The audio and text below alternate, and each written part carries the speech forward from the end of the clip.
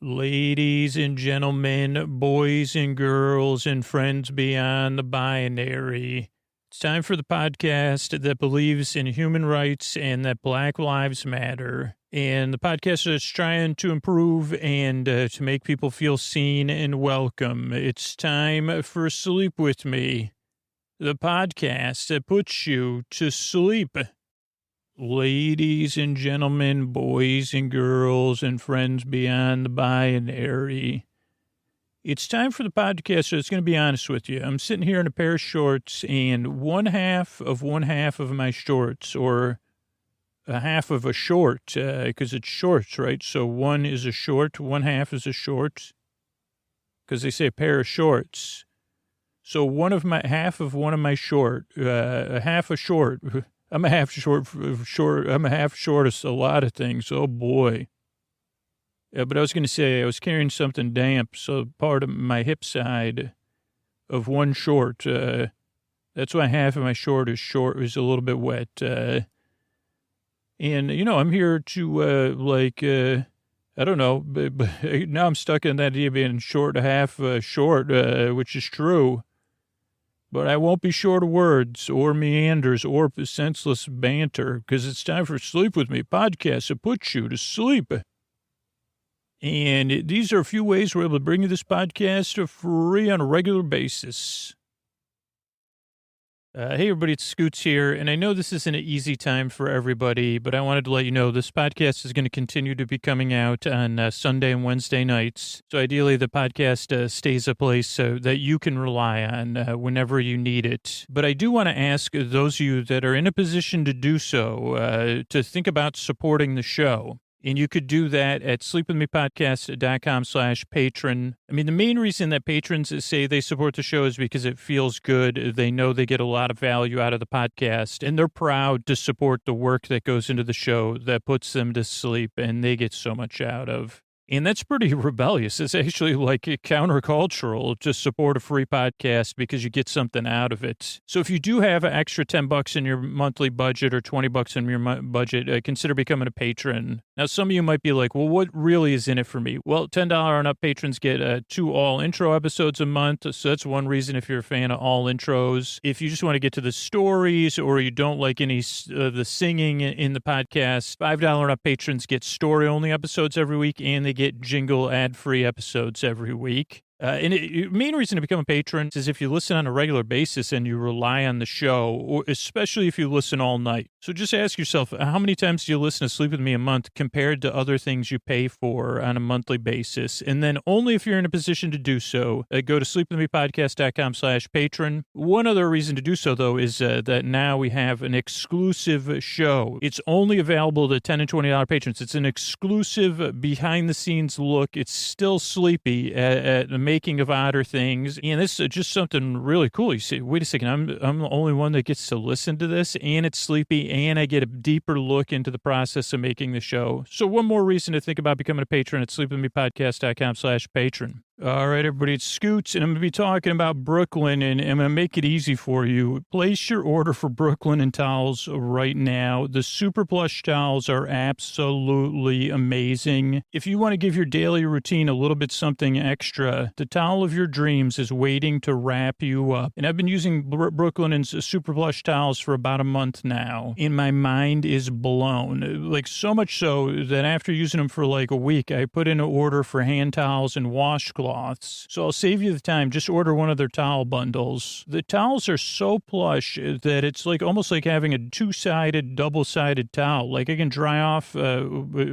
myself off twice just by turning the towel over. The towel is so soft and thick when you're wrapping yourself in it. It's mind-blowing. It's like wrapping yourself in a cloud. It is either the perfect way to start your day or end your day. I mean, like I said, I was so blown away. I put in an order as a customer, right? So I got to get more of these, and I got to set some aside for my guests. But when you wrap yourself in one of these super plush towels or the style of the hammam towel, you feel good, and it impacts the way you're going to go about your day because you're going to feel a little bit better. You're going to feel a little more comforted. And I don't know, there's just something I can't even put into words. It feels good. When you have something that really works and really does feel luxurious, you know what I'm saying. And Brooklinen is the perfect place to find all of the comforts for home, including their ultra soft towels. They're so confident in their product that everything comes with a lifetime warranty. And here's all you need to do. Use the promo code WITHME for 10% off your first order at brooklinen.com. Mr. Bard, you got a song for that? BROOKLINEN. Offer code with me. BROOKLINEN. With me. BROOKLINEN.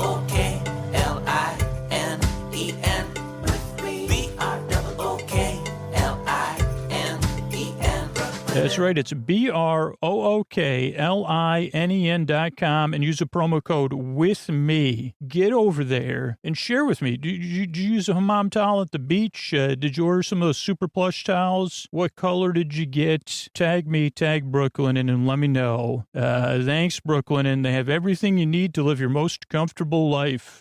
Hey, everybody, it's Scooter here. This is time for the Sleepy Supporter Zone, the upbeat and fast part of the show where I thank the people who supported the sponsors so I get to bring you this podcast twice a week. I wanted to thank Sebastian and Deborah, who just tagged Celestial Seasonings this past week and tagged me on social media, getting their Sleepy Time teas on. Thank you so much for that. If you support a sponsor, if you support Celestial Seasonings, Daily Harvest, True Botanicals, Sun Soil, especially our newest sponsors, support them. Let them know that their sponsorship is important to you. Tag them, tag me in a social media post. I can try to thank you here on the Sleepy Supporter Zone, like Deborah and Sebastian. The second part of the Sleepy Supporter Zone is you getting the support you need, supporting the Black members of our community, supporting change, internal and external change. Some of those resources will be in the show notes, and I'm here to listen and learn more. So if you have other resources, please just send them my way. And the last part of the Sleepy Supporter Zone is something I'm supporting right now, and it's kind of the theme of this replay of this older episode is our fundraiser for the Water Wheel Foundation and other community organizations. You could go to sleepwithmepodcast.com/waterwheel to find out more, and then support Water Wheel or support another organization and share with me, tag the organization, tag me on social media as a part of this, just raising money as a part of a fundraiser. We'll make it fun. I promise to make it fun if we get 500 people to tag an organization and tag me on social media. That's at sleepwithmepodcast.com/waterwheel. And what do you say we get on with the show? Oh, Mystery Bard. A lot of people help out on this show. Who are they? Chris Posty Poster Son sounds like an earful. Wrote the theme song. Edits episodes. Carl W. the Legend also edits episodes. Kenny, Scotty, and Jennifer. Runner. Eric and the team at Astound are on the website. I am the Mystery Bard. I do the lullabies, yeah. I do commissions at jonathanmann.net. I'll write a song for you. Any reason at all. You can tell me the story and I'll make it personal. You see the kindness shine straight on through when the listeners form their own Facebook group. Keith, Stacy, Sarah, Julie, and Jennifer. These are your moderators. Get support dear Scooter on Patreon. Buy the merch and support the sponsors. You can find anything you want at sleepwithmepodcast.com. And we're so proud that we could dance. We're raising money for the Water Wheel Foundation, and Scooter might get a perm. Thanks, Mr. Bard. I'm at Dear Scooter on Twitter and Instagram. Don't forget, if you feel like the podcast is sped up, make sure you're playing it at 1x speed or slower. I know some people slow it down even more. And if it feels distorted, make sure it doesn't. You don't have any settings like vocal boost or anything like that turned on. And speaking of slowing it down, it's time to slow it down and get on with the show. Hey, are you up all night tossing, turning, mind racing, trouble getting to sleep, trouble staying asleep? It's time for Sleep With Me, the podcast that puts you to sleep. We do it with a bedtime story. All you need to do is get in bed, turn out the lights, and press play. I'm going to do the rest. What I'm going to attempt to do is create a safe place where you could set aside whatever's keeping you awake. So it could be thoughts you're thinking about, thoughts, things on your mind, feelings, like any emotions coming up for you, physical sensations. It could be anything, a lot of different stuff. It's going, that's your stuff. Holy cow, it's always there. And sometimes it's stuffed up in there. So whatever it is that's keeping you awake, I'd like to take your mind off of that. And the way I'm going to do it is I got this nice, safe place all picked out. It's all set aside for you. You can pick out your part of the safe place. And you don't even have to pick it out, actually. You could just lie there and be like, yeah, I'm somewhere over there. Can you imagine that? That could be a new kind of sleepy movers. Now, just hear me out. It's probably the wrong time to talk about this, so I'll try to come back to it. Sleepy movers, because I better explain what the podcast is to the newest listeners. Welcome. What I'm also going to do, in addition to taking this safe place and letting you have me arrange it for you, is I'm going to send my voice across the deep, dark night. I'm going to use lulling, soothing, creaky, dulcet tones, pointless meanders, superfluous tangents. I'm going to go off topic. Oh boy, I'll be off topic, and then I'll be back on topic, and then I'll be off topic again. Superfluous, what did I say? Pointless meanders, superfluous dialogue, extra words. Sleepy moves. The only moves I got are sleep. You say all those moves. Scoots, so you've been working on your moves, huh? Oh boy, have I. Oh yeah, Scoots has got moves. The moves that put you to sleep. And I said, well, those moves weren't intended to put anybody to sleep. Those were supposed to be my, if I had my fancy moves, my hot moves, my smooth moves. None of those put you to sleep too. Oh boy. Pointless meanders. All to take your mind off of stuff and be here actually to keep you company while you fall asleep. Now, if you're new, a couple of things to know. One, I'm glad you're here. Two is this podcast normally takes 2 or 3 tries to get used to. A recent reviewer said somewhere between 1 and 4 times. Give it 1 or 4 tries. And the reason for that, one is if you're listening to a sleep podcast, you're probably naturally skeptical and doubtful about it. You say, what is this you're getting me into here? Or what are you really up to? So there's that, which is totally normal. If you're doubtful or skeptical, I'm a skeptic most of the time, except when I'm that other thing, gullible. I guess most of the time I'm gullible. But the rest of the time, I'm skeptical because I'm so gullible. Talk about a paradox. I've been working my whole life to try to get out of that. Maybe today's the day. I say, you know what, I'm going to be open-minded, but with, limits. I guess that's what I'm striving for. So there's a problem solved. I mean, maybe, but, but you're here. I'm here to help you fall asleep. So if you're doubtful or you're not sure, this podcast is very different than everything out there. So give it a few tries and just see how it goes. I will tell you this. What was I going to tell you? I forgot. So if you're new, a couple of things to know, other than this podcast is strange. One, this is a podcast you don't really listen to. You kind of barely listen. And you kind of do that by just kind of saying, okay, I'm going to pay attention here for a few minutes and see how it goes. Well, he's kind of not talking about anything. Maybe I don't have to pay. So you kind of let it bounce off your ears or let me kind of go out of focus. Just kind of barely listen. Kind of like this moving sleep company I'm coming up with next. So there's that. So this is a podcast, the one podcast you don't listen to. The other thing is this is a sleep podcast, but believe it or not, it's more here to be here while you fall asleep and to take your mind off of stuff. And my job is to walk at your side and kind of distract you while you fall asleep or while you drift off. I guess another part of my job is to ease you into bedtime, which kind of segues nicely into the other thing that new listeners can find a little bit off-putting, I guess would be one way to say it, is the structure of the show. Show starts off with a greeting, ladies and gentlemen, boys and girls, and friends beyond the binary, because I'm so happy that all you are here, and I want you to feel acknowledged and seen, and know that your sleep is important to me. Then we go into business, and the business is what enables us to bring you the podcast for free, so that's cool. And then after the business, around 6 or 8 minutes into the show, we go into the intro, and that's where I ease you into bedtime. And this could throw some people off because the intro's it goes from around minute 6 or 8 to around minute 20 or 22-ish. And when I say ish, I mean a pretty, I always shoot for to shut the recorder off at 18 minutes.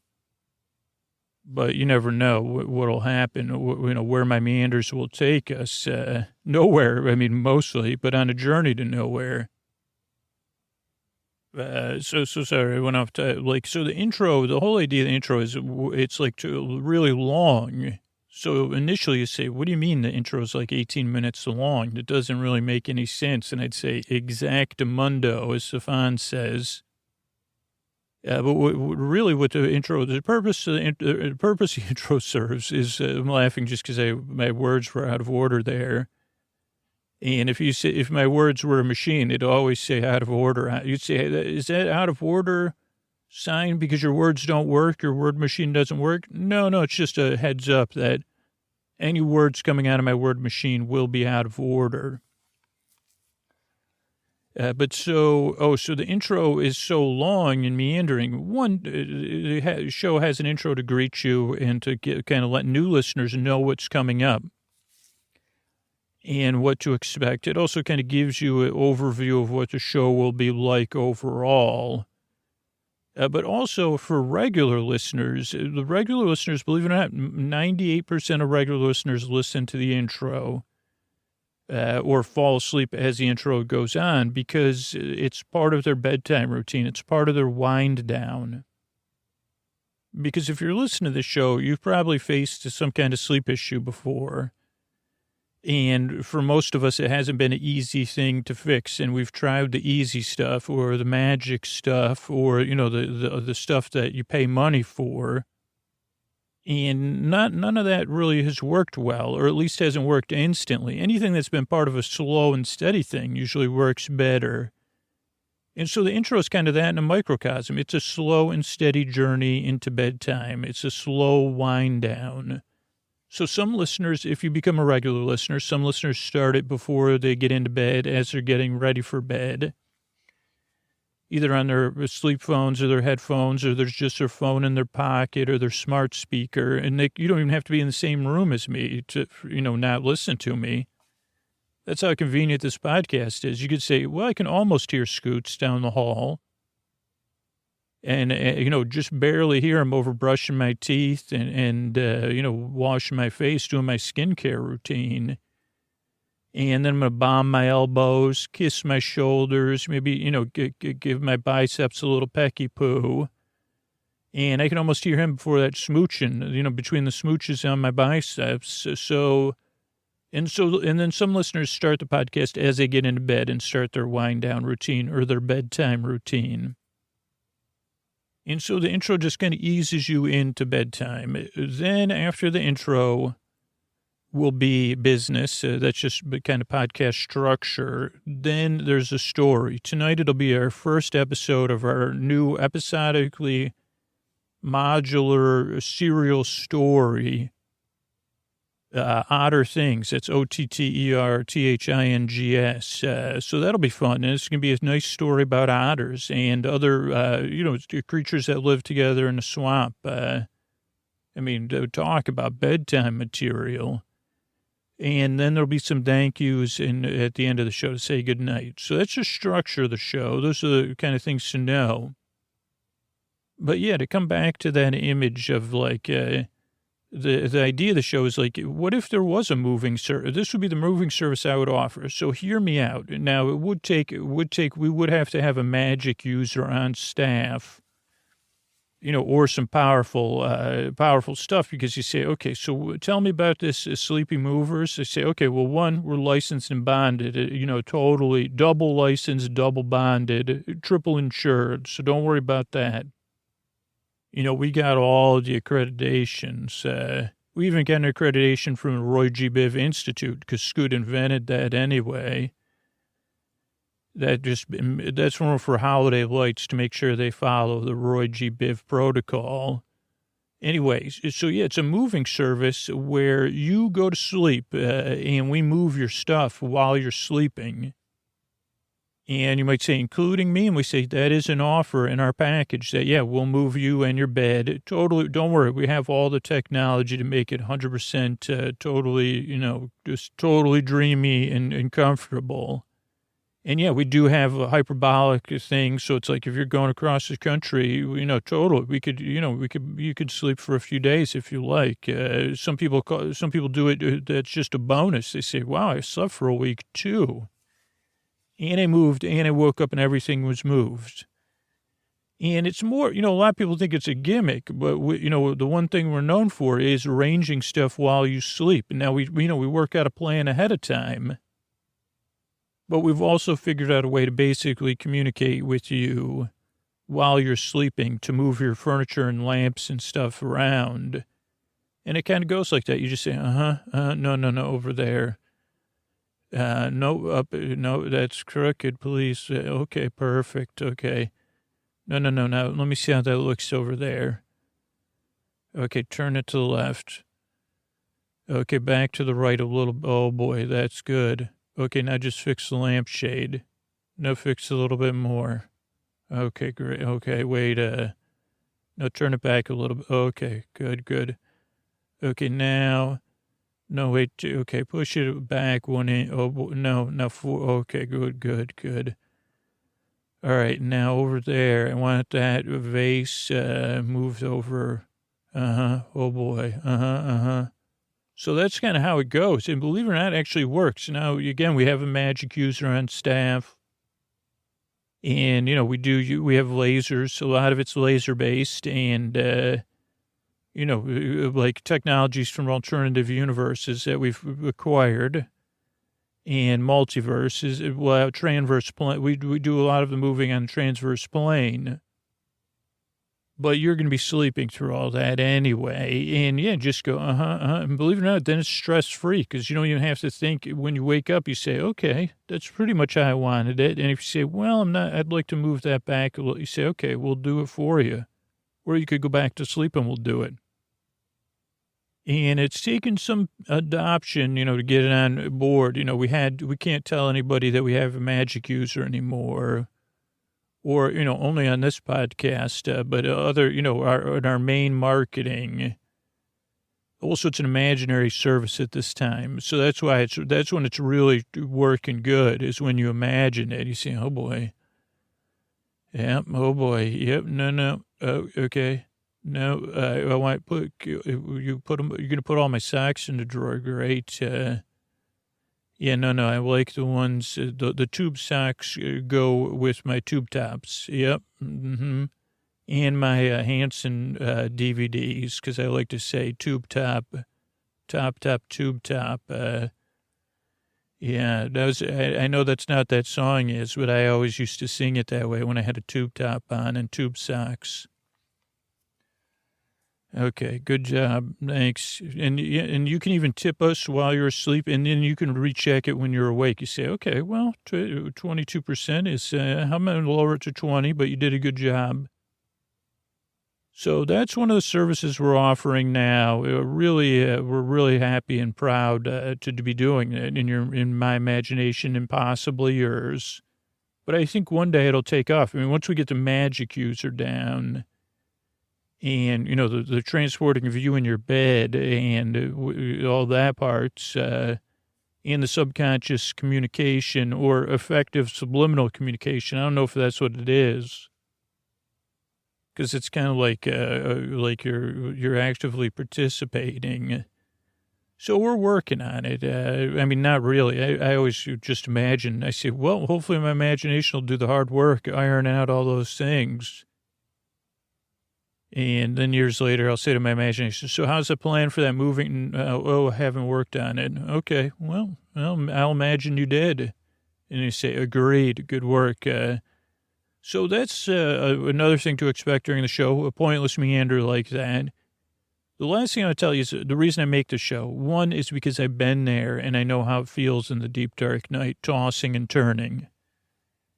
And having trouble getting to sleep. So that's one thing. And then the second thing is I know you deserve a good night's sleep in a place of respite, a safe place where you can lie down and relax without the rigmarole of having to go to bed and, the non-fun part.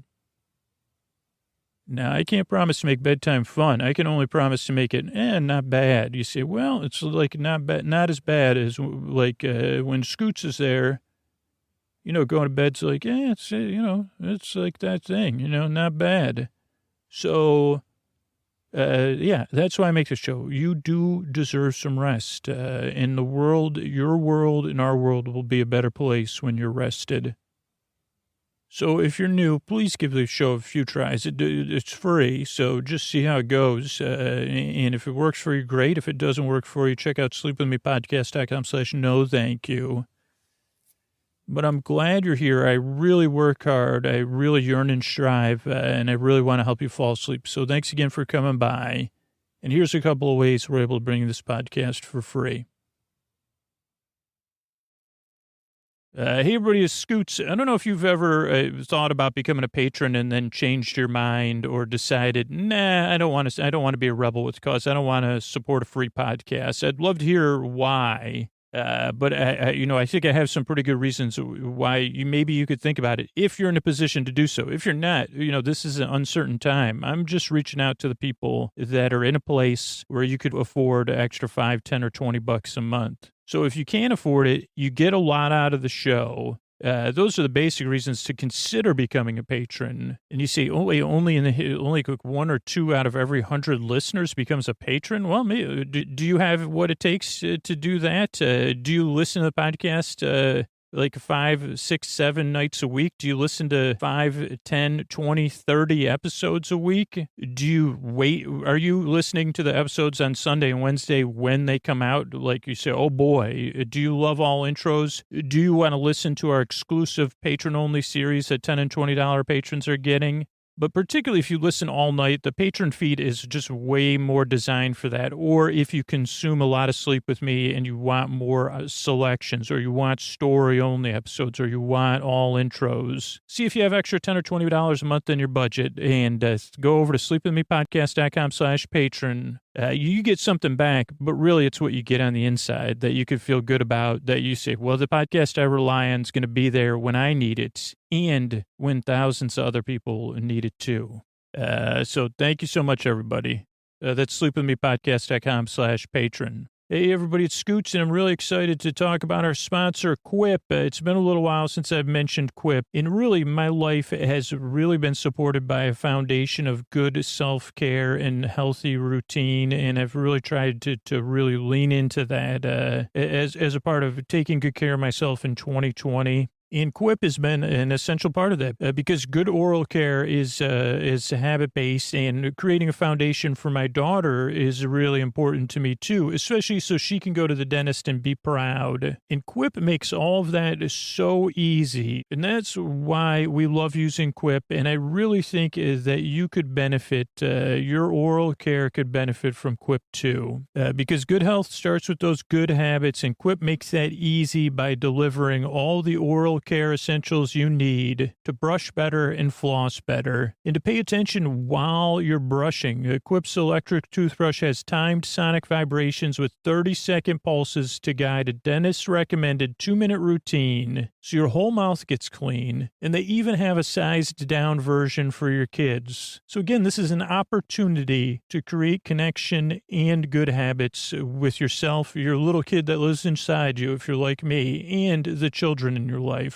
And I've really been loving Quip's eco-friendly, refillable floss. It has a dispenser you keep for life and an expanding string that helps you clean in between. Quip's brush head, toothpaste, and floss refills are automatically delivered on a dentist-recommended schedule every 3 months for just $5 each. And it's a friendly reminder for when it's time for a refresh and to stay committed to your oral health. And shipping is free. So if you go to getquip.com/sleep right now, you'll get your first refill free. That's your first refill free at getquip.com/sleep, right, Mystery Bard?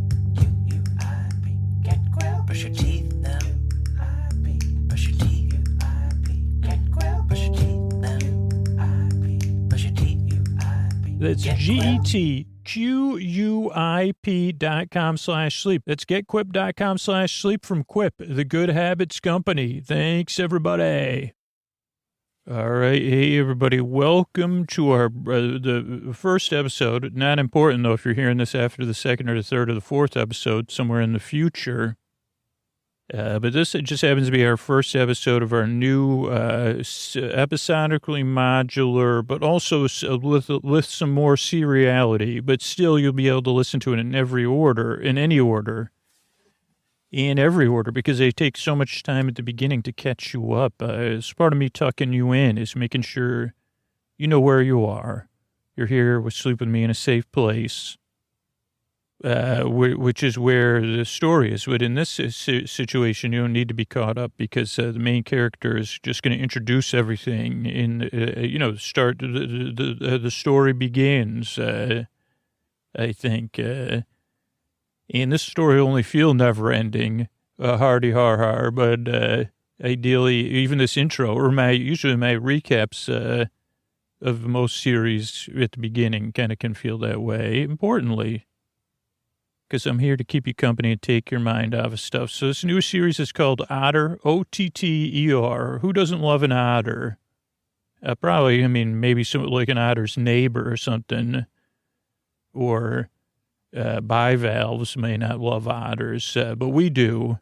And this show's called Otter Things. It's a series about a world of otters and other creatures that live somewhere in a forest, wetlands, a swamp, forest type deal. Strongly influenced by many things, that have had strong influence on me recently and far into the past. So I hope you enjoy it. And here is our Hollywood presenter, Mr. Antonio Banderas. Scooter coming to you live across. I'm so glad you could set up a camera for me. The ladies, the gentlemen, the boys, the girls, the friends beyond the binary. It's time for the first episode of Otter Things. Splash. Yeah. Thanks, Antonio. So, yeah, Antonio's not coming in through streaming thingamajig I set up. Now, I do always ask you, you're the only person that's on mute, and it doesn't sound like you're on mute. If you ever video conferencing with Antonio, he says, we've checked it, we've gone through. I said, are you sure it shows you're on mute? You say you're on mute. You're the loudest muter I've ever heard. When you're on mute, I can still hear you. Probably because you're handsome and smile and you're in my heart. And he's on mute. That's why you can only hear his, I don't know, maybe it's just the sound carries from all the way from wherever Antonio is to here, because I miss him so much. But he's right here with me. Oh boy, do I feel handsome when I'm close to him, like being in the warm sun. That's Mr. Antonio Banderas, and this is our series, Otter Things. Hey, how you doing? My name's Emma Otter, and I'm going to tell you a story about me and my friends and the place we live and the events we've been through. I'm in 8th grade, and this is my radio show about a story of some unbelievable events that me and my friends faced. I'm in my whole town. The place where we live. I'm recording it all for posterity. Hopefully it'll be on the radio. I don't know, though. But I'm in 8th grade. It's the fall of 1991 when I'm recording this. I don't know when you're hearing this. Maybe I'm listening to it as a much wiser Emma Otter. But my friends and my family, my neighbors and teachers, everyone in my community, we live in a place, some might call it just a swamp, some might call it a forest, some would call it a refuge. Some even would call it the Duffer Refuge, but but we call it home. I guess it's a swamp and a forest, or a wetlands area. And on all three sides, I guess I could describe to you what it is. It's got water, it's got trees, it's got dry land, it's got wetland, which is land under the water. And on all three sides, it kind of stretches out for what seems like forever. But our town has its general borders, and there's places beyond, and places we've heard of that we've never been, like River Bottom and in Hinson Town, all these wonderful, wonderful places you could go. But mostly we just stay in our town. People move away to those places. But that's where we are. And on three sides, it just kind of goes on and on from swamp and wetlands and forest. I don't know. I haven't been too far. And then there's one other border on our town, which I'll talk about on the other side. Well, it's a road, and on the other side of the road is a place we never go. And I guess I'm telling you all this because I want you to know that I'm here telling you this story right now. So everything with Emma Otter and all my friends and even my town, while things are odd in my town, and you say, well, I look at things differently now than I did when this started, and not that long ago, in the fall of 1991. Everything's okay, and me and my friends are fine, and we're back to living our lives. We're a little bit more mature, and we take life and savor it a little bit more here where we live in the Duffer Refuge. But I just want to tell you that because clearly I'm recording this and clearly you're listening to it. So you'd probably want to know, well, what kind of story are you going to tell us, Emma? Well, it's a story about friendship. It's a story about adventure. It's a story about parents and authority figures just not understanding. It's a story with magic and with discovery. But it's also a story of like a lot of those things you think about as a kid. And I guess I should start at the beginning of the story. There's the place. I'm Emma Otter. And I live with my parents and my baby brother and my older brother, Tefe. And I'm an otter, right? Like I said. And my next question might be, Emma, tell us, I heard you had some friends. Tell us about your friends or tell us about your family. I tell you about my friends first. And I don't like to say who my best friend is, because some people won't want to hear that. So if you do, but I have to be honest with you that I do have a best friend and I have other very, very, very, very, very, very close friends. So, I want you to know that if you're listening, you could be a very, very, very, very, very close friend of mine. Maybe you want to skip over this part or plug your ears. Why don't you plug your ears if you're one of my, you say, well, am I Emma's best friend? Just plug your ears if you're friends with me. And because you are, of course you are. If you're listening to this and we're friends, you're my best friend. Now let's keep that, and you just, for the next 40 seconds, put your fingers in your ears and say, best friend, best friend, best friend, best friend. It feels really good. Okay, so I'll tell you my best friend is, her name's Willow, and Willow's a beaver, and Willow lives with her sister Dari and her mom Frances, and, Willow's really cool. And then I have two very, very close friends named LJ and V, Elijah and Vaughn. And Elijah's a porcupine and Vaughn's a muskrat. And what we like to do, welcome back, best friend. My best friend and my other friends, my friends and I, so Willow, Vaughn, and LJ, we like to play a game called Big Bunnies and Bards. And you say Big Bunnies and Bards. In my world, I don't have that game. Maybe you're listening, or maybe you're a big fan. You say, oh boy, I play Big Bunny and Bards every weekend for hours and hours at a time. But as I learn about this radio and making something, I know I should explain it to you. So Bunnies and Bards, Big Bunnies and Bards, we call it BB&B, is a role-playing game where you take on the role of different bards. Now, it says a lot about where we live in our community, and the greater thing is that bards are a big deal where we live. Or in the olden days, they were called bards. Now they're called musicians. You know, I come from a family of musicians, and my granduncle was a famous musician. My parents are musicians. And a lot of my friends and family, they work in music, music-related businesses and jobs. And so music plays an important part of our lives from when we grow up. And I don't know if it's intentional that the game Big Bunnies and Bards is so popular, because actually, as far as I know, just me and my friends play it. With all the other kids at school kind of say, isn't that a baby game? I say, oh, no, it's a role-playing game. A musical role-playing game, actually. Or if they sign music classes, say, rehearsal's so dull. I said, well, you should try playing Big Bunnies and Bards because you get to practice and play music. What if music could be a thing to cast a magical spell? Or your instrument, it could be a device where you could use it to defend your town against a big bunny.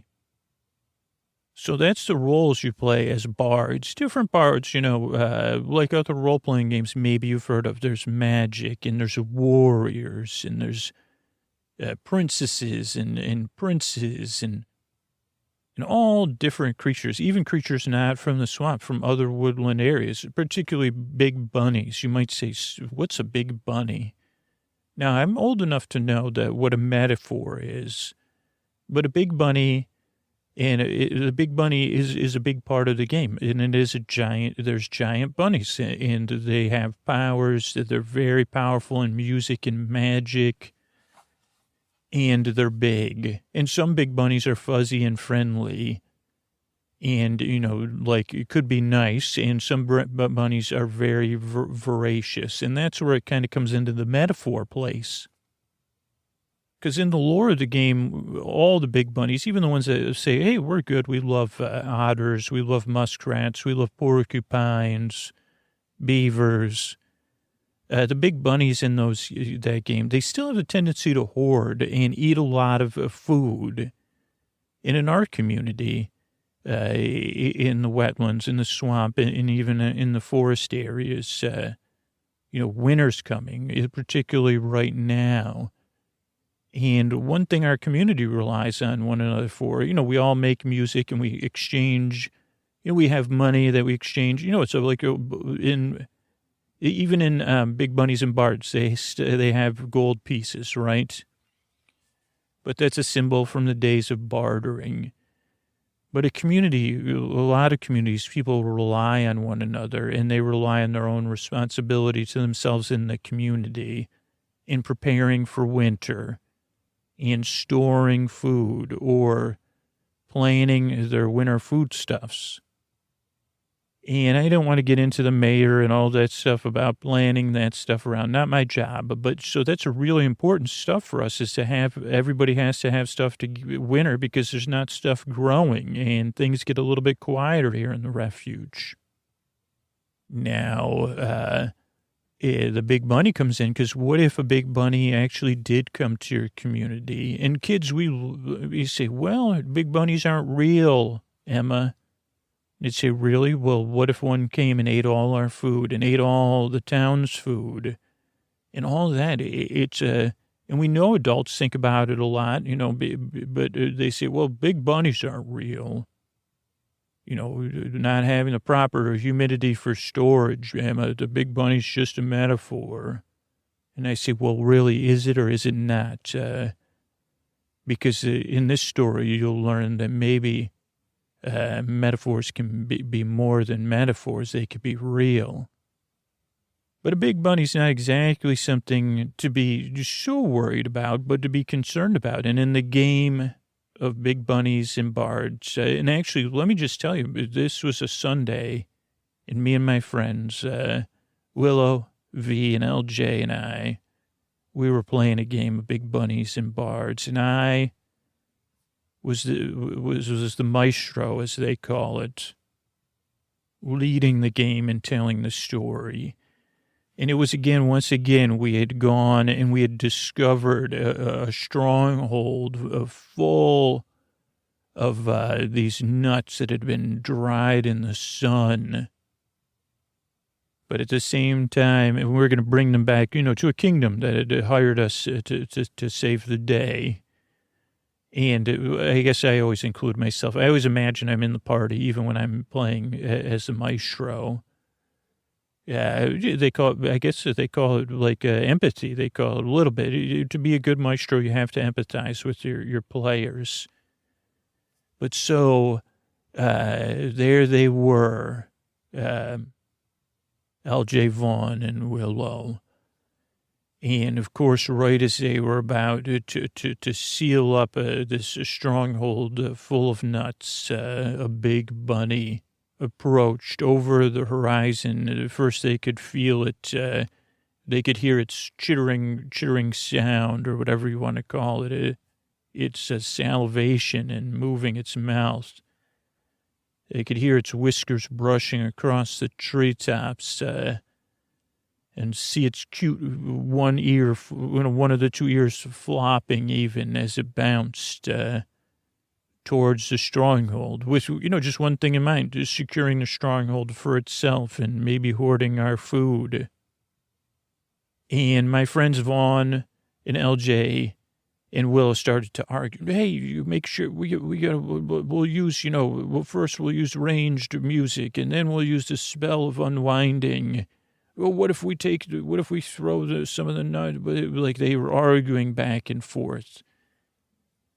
And, finally, Vaughn kind of said, well, what if we use Willow as bait, and we'll put Willow there. And then it was, Will said, I'm not bait. I'm a magic user. I can use my songs to weave a web to protect it. And they said, well, this bunny's too big. This is the largest bunny we've ever faced. This is the big bunny. And it went back and forth, and running through everything they had as the big bunny still approached. And then LJ said to Willow, I think you're just too scared to be bait even.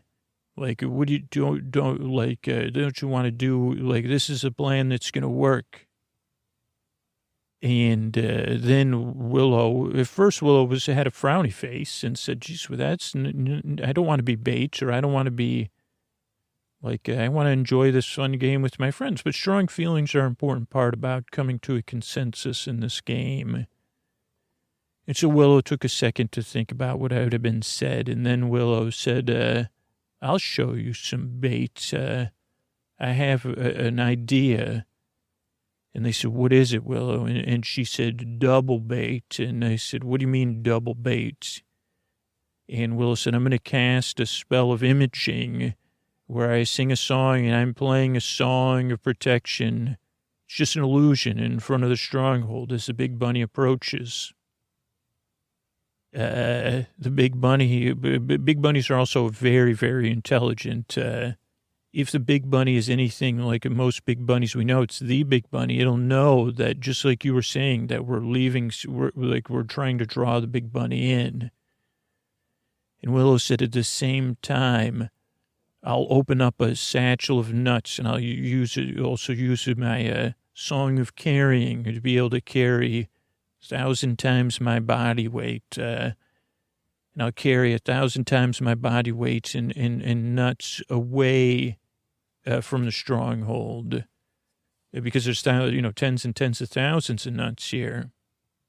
And I'll lead the big bunny away, and you go to the ride to the town, and get the people from the town to come and take the nuts from the stronghold back to the town, for the town was in a region that the big bunny could not reach, so due to other powerful magics. You see, but just part of the story, And I said, okay, well, we have to roll the dice to see if any of these spells actually work, big Willow, on the big bunny.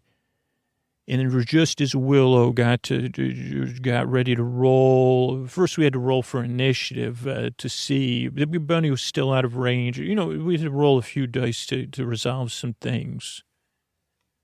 My mom called downstairs, Emma, are you still playing that game down there? Do you know what time it is? It's bedtime and dinner time. You missed dinner. And your friends need to go home. I said, Mom, we're just about, she said, N-O-W spells now, Willow. And so I tried to talk her out of it, but the game was over. And actually, Willow had thrown the 20-sided dice on the floor. And my friends, they got ready to leave. And, of course, on the way out, Vaughn, of course, had to stop and say hi to my brother, who Vaughn thinks is the coolest. Tefe, my brother, always looking like the smoothest otter in town. Not a lot going on between my brother's ears. But my brother is a very, very attractive otter and witty. Anyway, Vaughn said, geez, well, hey, what's up, Tefe? And I said, hit the road, Vaughn. I'm looking at my hair in the mirror. And my friends got ready to go. And they had their water bikes, and everybody got on their water bikes, and we said goodnight, and they headed off. They said, we're going to race all the way home. And then before they left, Willow said, I don't think that roll would have worked. And I said, well, that was a good move. That would have been a good move to double bait. Who would have thought that idea? And I don't care what they say. That's a brave move to lead the big bunny away. And Willow said, thanks, Emma. And they hopped on their bikes and they headed headed home. Now, like I said, my friends headed out, and maybe you say, well, you kids, you sound like you spent a lot of time imagining and role-playing. Isn't where you live, the wetlands and the refuge, a bit boring? And I'd say it is most of the time. Like I said, the most interesting thing about the refuge, as far as adventure goes, is a place we're never allowed to go, which is a road. They call it, and it has strange noises that come through it and strange beings. We're not even supposed to go and look at it, even though we can hear it sometimes. The road rises up and runs across the border. But right in the middle of the road, there's also what they call a tunnel that leads under the road or somewhere else we don't even know. We're never allowed to go there. And there's other things, there's structures on the other side of the road that we could see. And of course we'd never go to the tunnel. But we sit there and we'll sit on a log and look at it and see these strange beings that just go back and forth, make up stories about them. We'll play music and we'll dare each other, of course, to go in the tunnel. Every kid does that, that lives here at Duffer Refuge. There's even like these gates that go up and down sometimes, and water flows in and water flows out. It's very mysterious, and we're just told never to think about it and never to look at it. And we're asked, did you look at it, dude? Where have you been? Have you been out near the road, anywhere near the road? Remember, never go, like everything we're taught is never to go there. Now, Willow's the least expensive place to live because Willow's just Willow's mom's sister and her. is not that far from the road, where you can even hear the road sometimes when whatever it is makes the noise on the road. Just barely from Willow's room. That's one of the windows we'd sneak out. But anyway, that night they were riding their water bikes home, my friends, and they split up finally, and Vaughn and LJ headed back to their houses, and Willow started to head back to her house. And maybe it was that we played the game for so long, or maybe it wasn't, but Willow thought she heard the sound of a big bunny, and even ran her water bike right off into kind of a patch of dry land, not that far from her house. And she left her bike, and then she was convinced she could hear the sounds of the click, click, click, hey, I'm fuzzy, fuzzy, fuzzy of a big bunny. And Willow got in her mind and ran, oh boy, reach a big bunny. I got to get home, got to get home, got to get home.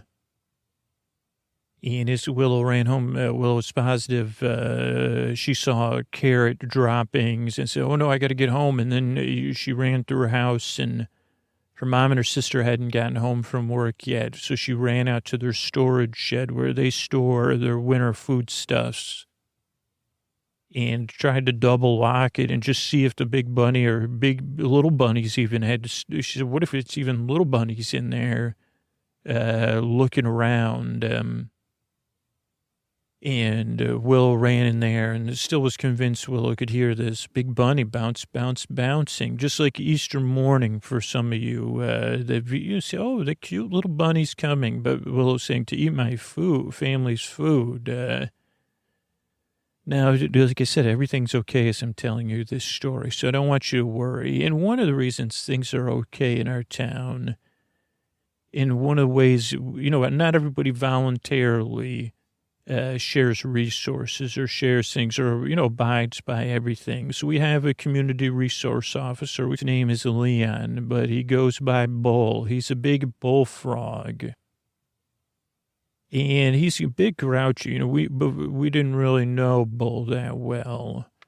You'd see him around town lumbering and had this big bullfrog voice.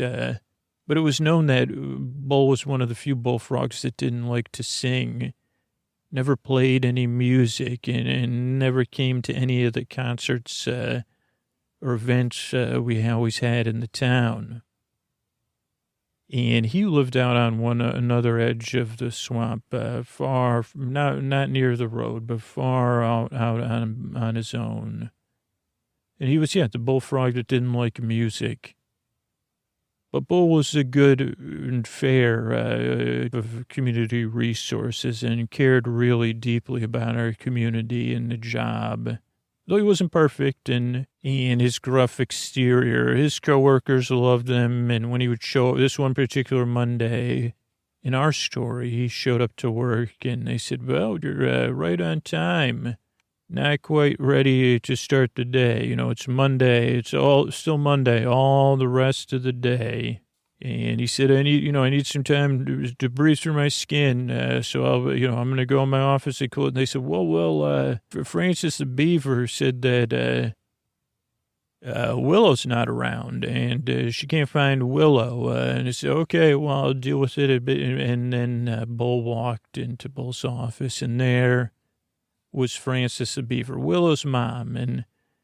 And she had woken up and started to get ready for work, and so did Dari, Willow's sister, who's like the best student, not the most popular kid at our high school. We go to middle school still, but she's a real good student, a bit stern though. But I guess they had woken up and they said, well, where's Willow? Isn't it time for school? And but Willow wasn't there. And they said, well, I wonder where Willow is. And they called my house and says, Willow there? No. But at this point, Francis said, Jesus, isn't it weird that Willow's not around? And Bull said, well, come on, Francis. Willow's in 8th grade, and some beavers, they decide, they get the, especially, Willow's father was a traveling musician.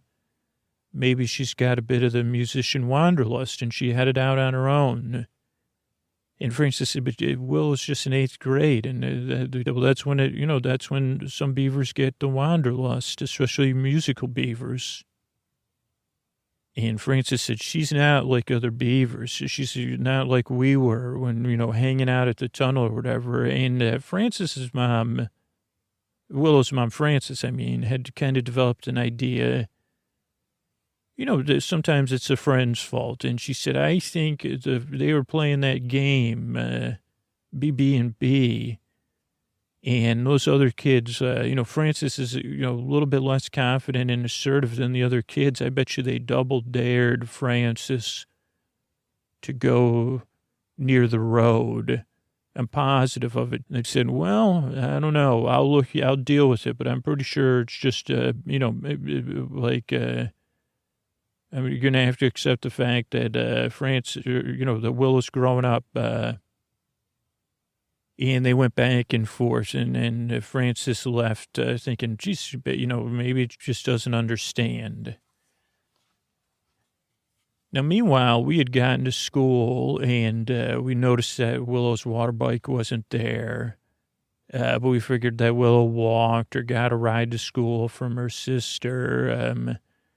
And we headed into school, and we had to deal with these pesky kids that thought, again, I think that B&B is a kid's game, and they're always giving us a hard time. BULLIES's. Couple of weasels that just on our case. They have the River Bottom band jackets and everything like that. Act like they're all cool. But it was okay because we happened to have our favorite class that day, Science of Sound. With our favorite teacher, Russell the Moose. And Science of Sound was just about the science using sound, because we loved music, but we also loved the sounds of the whole area. And after class, our teacher told us, great news, I've got in this new, we've been working on this giant sound collector on the roof of our school above the trees where you could catch all sorts of sounds and collect them. It'd just be a giant funnel almost, and funnel the sound so you could listen to them more clearly. And you could also talk into it, and maybe we would always imagine that someone out there could hear us. Another thing is, is that, of course, my brother is too much. So as soon as he got to high school, he's actually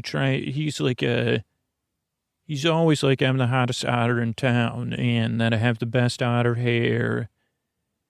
And so he was always trying to convince Willow's older sister, Dari, to go out with him. And he was spending the whole day, and she was saying, well, I have to study. Also, I'm trying to figure out my sister. Also, I'm trying to figure out where my sister, maybe she's grown up, or maybe your brother put her up to a double dare. That's what my mom says. And my brother, of course, Steffe, was like, well, let's hang out and talk about it later. But secretly, I think Dari thought that my brother was dreamy, just like everybody else does. They don't have to live with him. And I said, what is in your hair? Is that some sort of algae? Oh, yeah, that's what gives it the glow. So anyway, we went with our teacher, Teacher Russell, to go and start to look at this next phase of the sound collector we were working on. And of how we could start to even more clearly funnel it so we could listen in and hear stuff, all these strange and amazing sounds, birds and water, the road and other things. And say, wow, we could even hear people playing music in River Bottom. Not that the music there is very good. But right as we started setting it up, Leon showed up and said, I need to talk to you boys. We had to go back to this place where he worked, the station. And he said, I want you to fess up and tell me the truth. Where's Willow? What did you put her up to? We said, what are you talking? And of course, Vaughn and LJ tried to blame each other. Said, well, he called, said we're a coward, and I said she's bait, blah, blah, and it was talking. And then finally they said, please be quiet, in a deep, bullfroggy, creaky, dulcet tone. And everybody got quiet. And then Vaughn and LJ started arguing again. There's no, like, and he said, did you double dare Willow to go near the road or the tunnel under the road, or tell me now, beyond the road? He said, no, we would never do that. We know the rules, and Willow would never do that anyway. We would never put Willow up to that. He said, are you sure? Like this, I was a kid that wasn't honest. When the teacher would say, okay, it's time to be honest, no consequences, I would keep my mouth shut.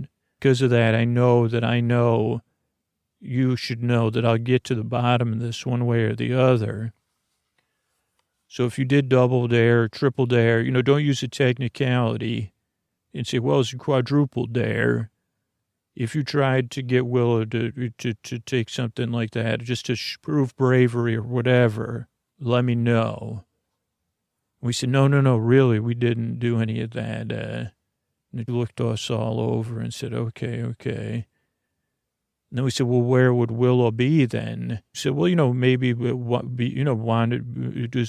Willow wanted to go out on the road and start her career early? Maybe busk somewhere in a bigger town or something? And we said, no, that's not Willow's style. Willow's ready to head out on her own. Goose chase. Then he said, okay, don't worry about it. He said, well, what do you mean? We said, what do you mean goose chase? Like, if it's a goose chase, we want to help. No. You boys go home. That's it, period, end of story. No kids helping out. And just to kind of tell you what a goose chase is. So another thing, other than is at some point, and I don't know what it is with rivalries and stuff, but there's a group of geese. They came from another magical place called Canada.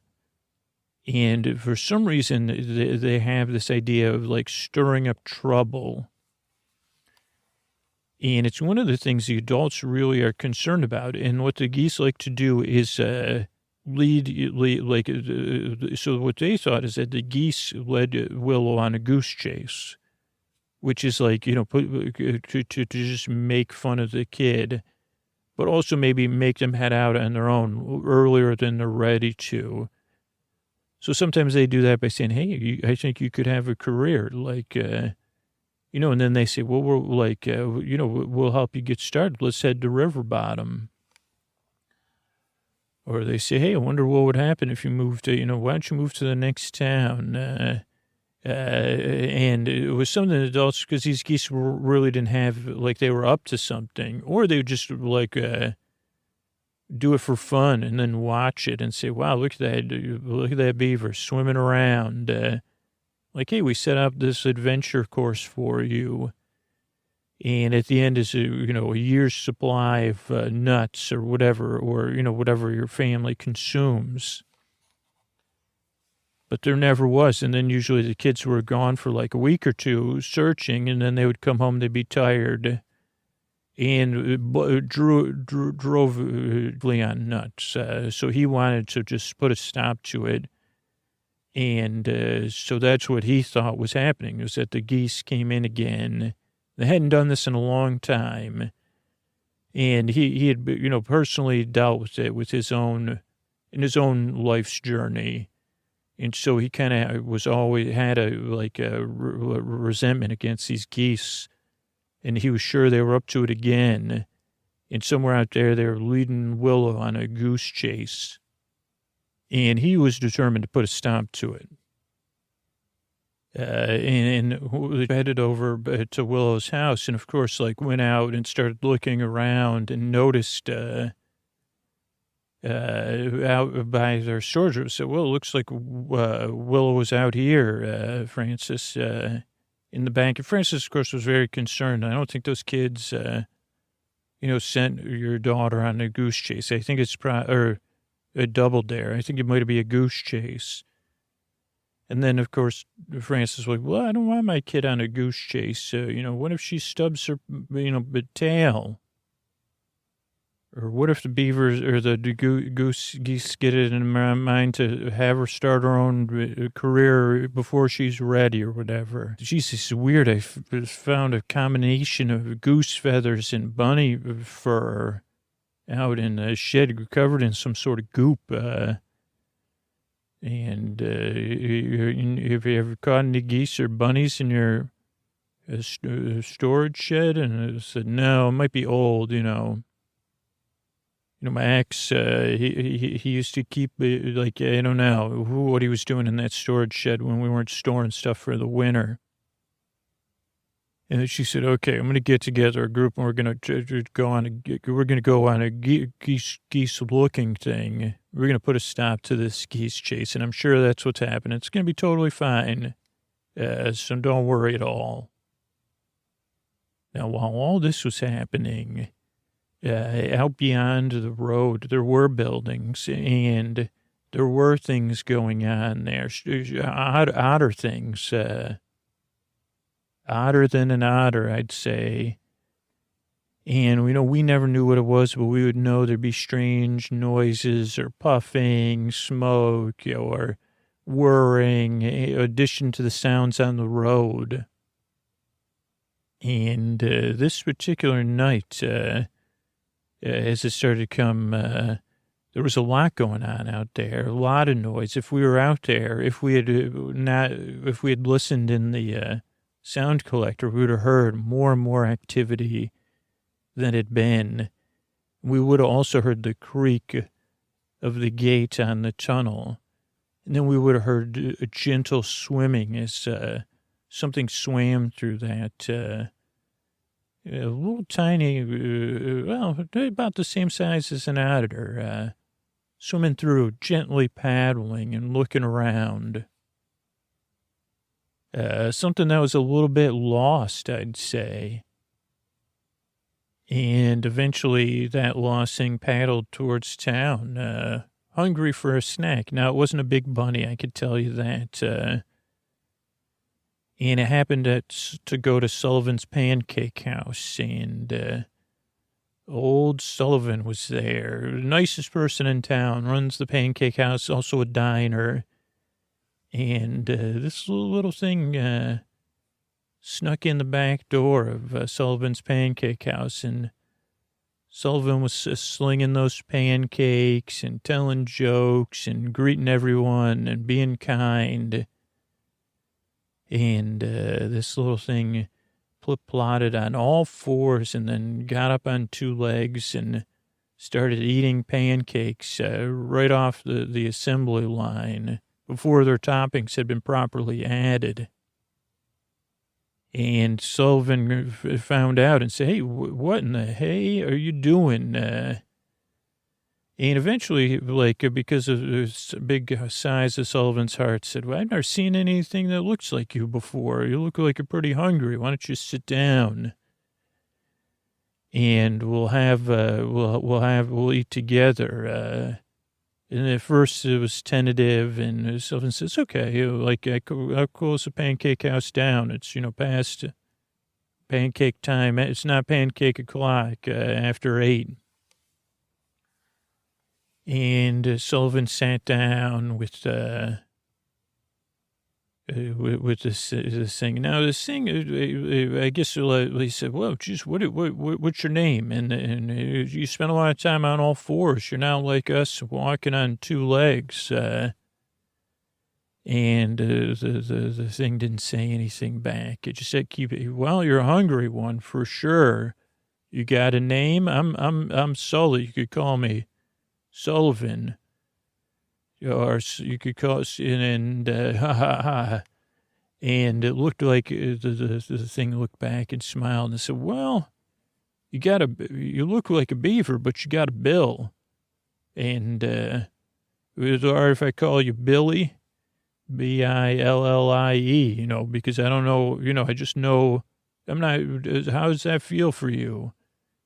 And Billy said, Billy, and nodded its bill and its beaver-like head. And Sullivan said, well, she said, go ahead and keep eating, Billy. Never seen anything with webbed feet either. I'll be right back. And Sullivan went out back and went inside and tried to call. They just keeps an eye on. Said, geez, I got this. They got somebody lost here, and I don't think they lost their way home, and they don't really talk much. Never seen anything like it. It's got a duck's bill and a beaver body and webbed feet. And they said, okay, we'll send somebody by. Now, the one thing you might not know is that the person on the other end of the phone wasn't in our town. They were on the other side of the road. Somewhere deep in a building on the other side of the road was also a fox named Dr. Max Modine, wearing a lab coat and a leader of whatever was going on back there. Very mysterious, very odd. They said, Dr. Max, we got them.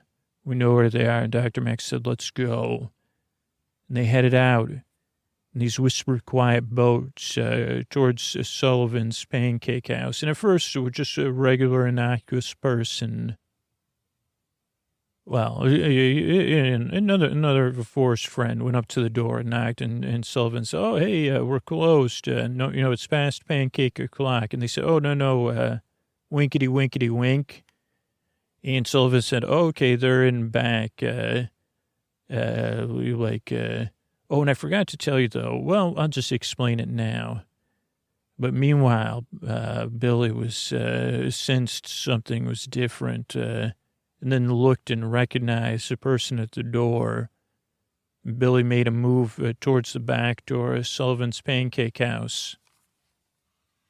And then in the back came more of Dr. Max Modine's crew from the silent boats, and Billy had some sort of powers. I don't know. It's odd, and I don't know how to explain it to you right now.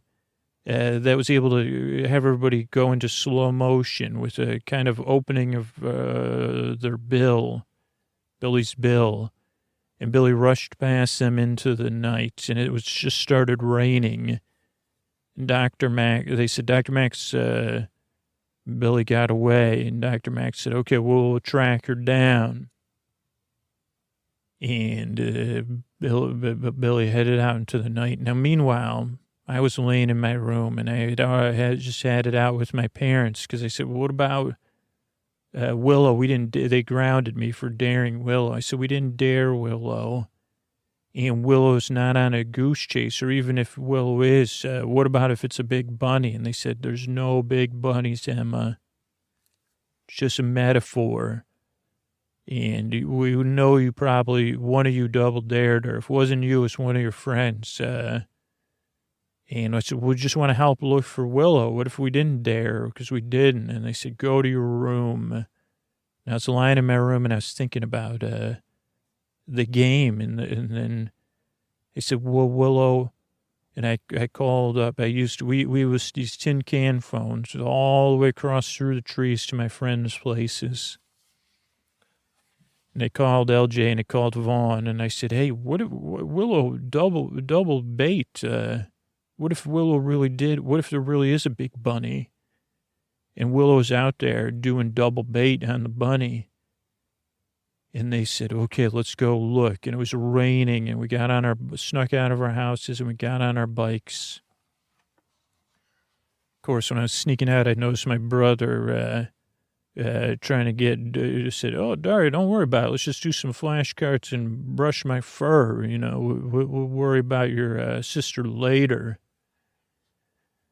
But we headed out on our bikes, and then we headed into this kind of like the clumpy part of the swamp, not that far from the edge of the swamp, from the road. And once again, we were all arguing and saying this was a terrible idea. Of course, it was raining. It was a little bit chilly, and we were going back and forth. And then V said, I hear a bunny. I think I hear a bunny. And I said, and then we were kind of like, we're thinking we were in presence of a big bunny. And then there was a flash in the sky, and we saw on a log, across some water what looked like a beaver. And we said, well, is that you? But it was raining really hard. So we said, let's get closer. And they said, well, what if it's a double big bunny? And we said, don't worry about it. Well, let's go. We got to get, Willow might be just, we got to help our friend. And we headed towards it, and then we got close to the log, and then the lightning flashed again, and we saw that it wasn't a beaver. It was a kid just like us, but it had a duck's bill and a beaver body and webbed feet. And we kind of stood there, and it was soaking wet, and it kind of looked a little bit frowny. So we immediately felt for it, and it said, I talk words. Billy talked words. And we were amazed. And I think that's probably, I got to go because my mom's about to start calling me and saying it's bedtime, Willow. So I got to run, but it's because it's bedtime. So I'm going to get in my bed and curl up and get comfortable and cozy and go to sleep. Good night. All right, I want to do, want to thank everybody who made a review on Apple Podcasts recently. A-Town, Downtown, beautiful distraction, must try for anyone's racing color thoughts, keep them from getting to sleep. I seldom make it through 10 to 15 minutes, usually skip to the story. They have to fast forward if they want to listen to the story because they fall asleep so fast. Ioder20 said, can you mind making more episodes on Fridays? Unfortunately, I'm trying to make, I'm not in a position to make more. Just keeping it out twice a week is as far as I can get with the free show. I may down the road put out more on Patreon, but so keep an eye on there. Let's see. A. Mendel says, love the podcast, helps me relax. Great. Right vibe. Distract me from my thoughts. Really glad I found it. Had a hard time getting to sleep before this. FHB says, comfort and love.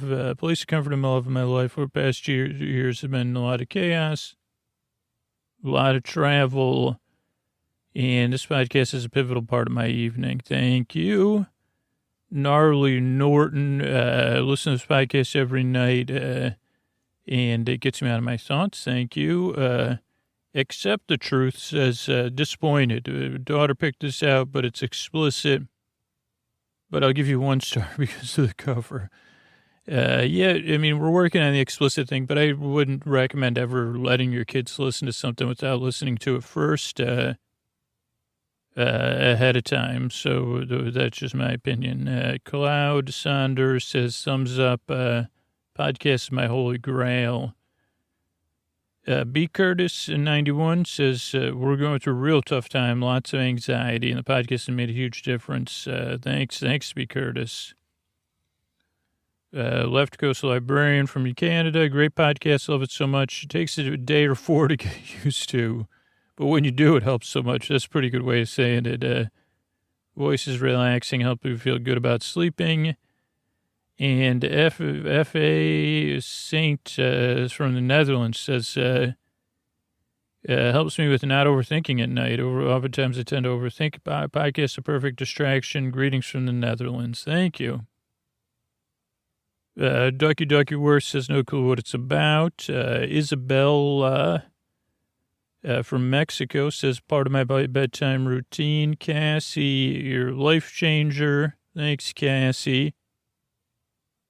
Yao from Santa Cruz, appreciate the effort. Joe Day says only podcast I listen to. Every couple months I pretend I don't need the podcast. I stop listening and I come back. Lanaville from the UK, thank you, Scooter. Charlotte B said, wow, I used to fall asleep to NPR. Now I fall asleep to the podcast. Banzero, the Neanderthal. That's pretty funny, too. Spunky Popcorn says the best, and John C. says a lifesaver.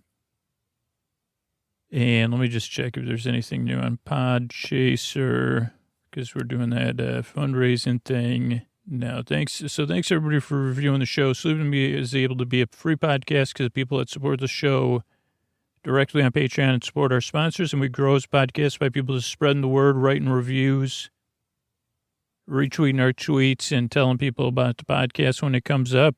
So thank you so much for that. And speaking of spreading the word, here's a podcast I want you to know about.